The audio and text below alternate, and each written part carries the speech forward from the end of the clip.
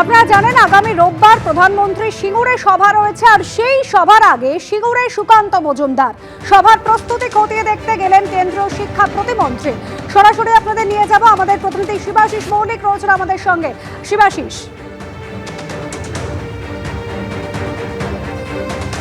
দেখো এই মুহূর্তে আমরা দাঁড়িয়ে রয়েছি সিঙ্গুরে, এবং সিঙ্গুরে যে কারখানার প্রস্তাবিত জমি, সেই জমিতেই কিন্তু রবিবার সভা করবেন প্রধানমন্ত্রী।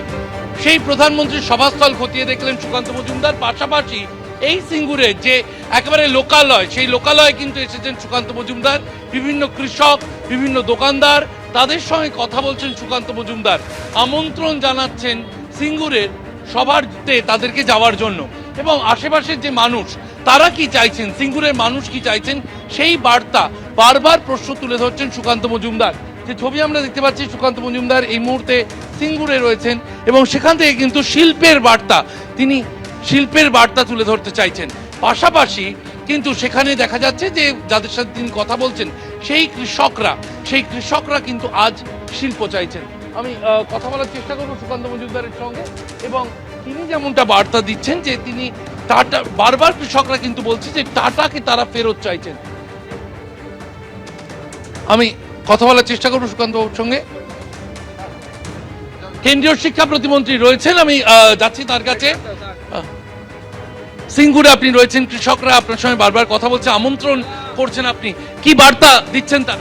দেখুন, সাধারণ মানুষ তো অত গুছিয়ে বলতে পারেন না। তারা যেটা বলছেন একটা কথাই, যে টাটা চাই, টাটা। দাদা নমস্কার, 18 তারিখে মোদিজি আসছেন, অবশ্যই শিল্প চাইছেন, মানুষ চাইছে যে শিল্প আসুক, এবং শিল্পে 18 তারিখ মোদিজিকে দেখতে আসবেন। শিল্প চাইছেন তারা চাইছেন যে মানুষের হাতে কাজ হোক, শিক্ষিত বেকার যুবক যুবতীরা, বাচ্চারা যারা আগামী দিনে কোনো না কোনো ভাবে শিক্ষিত হবে, তারা চাইছেন যে তাদের হাতে কাজের ব্যবস্থা হোক। তো মানুষের কাছে মানুষ সেটাই আবেদন করছে, এবং আমরাও মানুষকে বলছি, নরেন্দ্র মোদী সরকার এলে, নরেন্দ্র মোদী সরকার এলে অবশ্যই এখানে 18 তারিখ অবশ্যই আসবে মোদীজিকে দেখতে।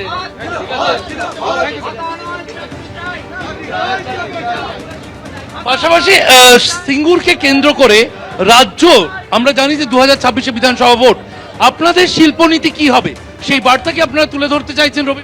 অবশ্যই, এবং মাননীয় প্রধানমন্ত্রীও সেই বক্তব্য তুলে ধরবেন। আশা করি তার বক্তব্যে এই বিষয়গুলো আসবে। আমরা শিল্পের জন্য শিল্পনীতি তৈরি করব। নমস্কার, ভালো আছেন তো সবাই? এটা কি বাজে? জ্বালাতন করে মারছো তো আমাকে।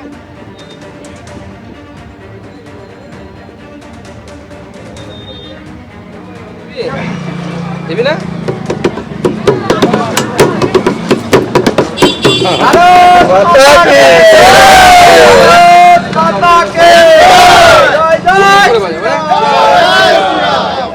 জয় শ্রীরাম বলতে পারিস?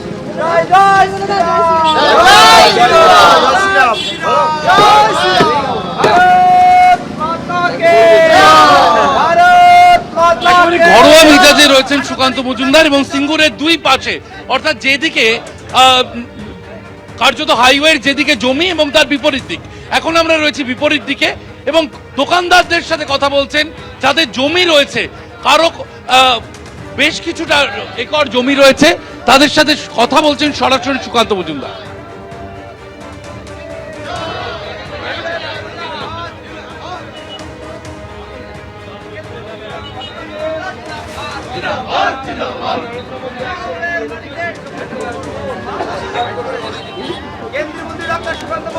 একেবারে সুকান্ত মজুমদার তিনি কিন্তু সাধারণ মানুষের সঙ্গে কথা বলছেন, এবং আগামী 18 তারিখ প্রধানমন্ত্রী সভার আমন্ত্রণ জানাচ্ছেন।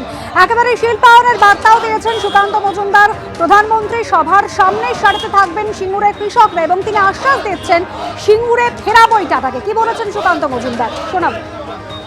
আপনারা দেখতে পাচ্ছেন এই জমি কৃষকরা আমাদেরকে এনওসি দিয়েছে, এবং মাননীয় প্রধানমন্ত্রীর সভাতে প্রথম সারিতে দর্শক আসনে সেদিন কৃষকরা থাকবে, এই সিঙ্গুরের কৃষকরা।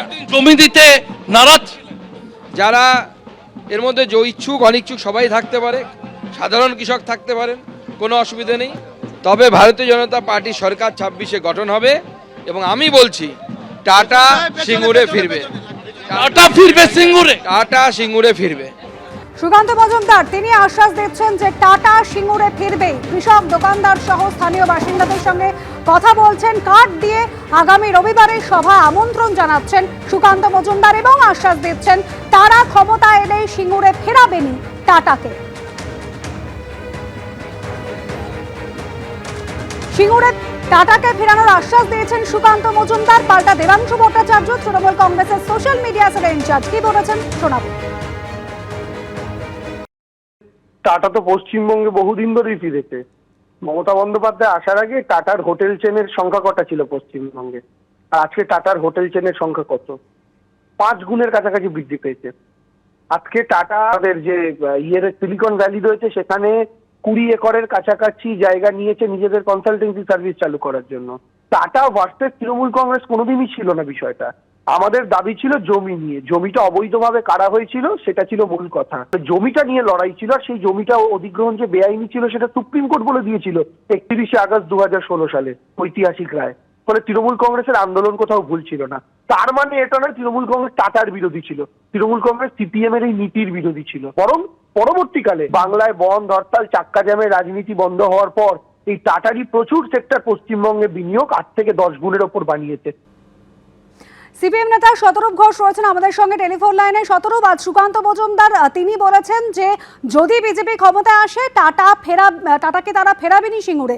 দেবাংশু ভট্টাচার্য তিনি আবার বলছেন যে কোনোদিনই টাটা ভার্সেস তৃণমূল ছিল না, জমি অবৈধভাবে গ্রহণ করা হয়েছিল সিপিএম এর আমলে এবং তার বিরোধিতা করেছিল তৃণমূল। দেখুন, আমি শুনছিলাম দেবাংশু ভট্টাচার্য বলছেন যে টাটা নাকি তৃণমূল আমলেও পশ্চিমবাংলাতে অনেক কারখানা করেছেন। তো সেই কারখানাগুলো খুব সম্ভবত দেবাংশুর বাড়ির ছাদে হয়েছে, সেই কারণে দেবাংশুর বাড়ির লোক ছাড়া আর কেউ চোখে পড়েনি। দ্বিতীয় কথা হচ্ছে টাটা নাম তৃণমূল ছিল কি ছিল না সেই সময়ের কথা যাদের মনে আছে তাদের জানা আছে। ধর্ণা মঞ্চ থেকে মমতা বন্দ্যোপাধ্যায় ডাক দিয়েছিলেন যে টাটার সমস্ত প্রোডাক্ট বয়কট করুন, টাটার কোনো প্রোডাক্টও কিনতে পারবেন না। ঘটনাচক্রে সেই সময়ই তৃণমূলের সৌগত রায়ের একটা টাটা সুমো গাড়ি চুরি হয়েছিল এবং তাই নিয়ে কাগজে খুব লেখালেখি হয়েছিল যে মমতা বন্দ্যোপাধ্যায় টাটার সব জিনিস বয়কট করতে ডাক দিয়েছেন। ঘটনাচক্রে ওনার দলের নেতাই টাটার গাড়ি চড়তে না, সেগুলো অন্য কথা, এভাবে জানে না বা লোককে ভুলিয়ে দেওয়ার চেষ্টা করছে, সেটা আলাদা কথা। বামফ্রন্টের জমি অধিগ্রহণ নীতি বা শিল্পায়ন নীতি কতটা ভুল ছিল তাই নিয়ে তো অনেক ভাষণ সেই সময় শুনেছিলাম, পরবর্তীকালেও শুনেছি।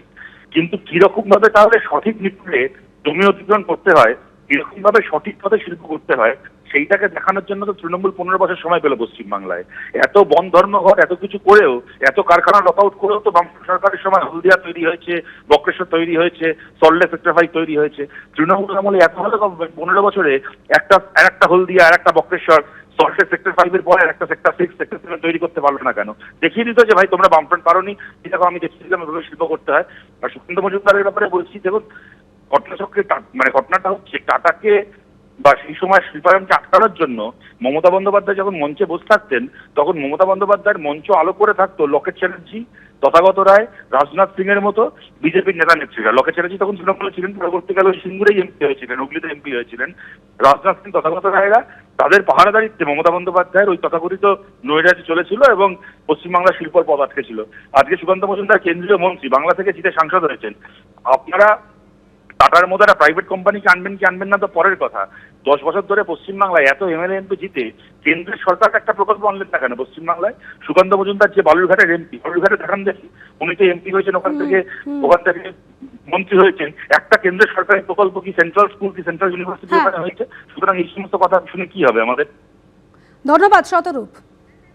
এবিপি আনন্দ এগিয়ে থাকে, এগিয়ে রাখে।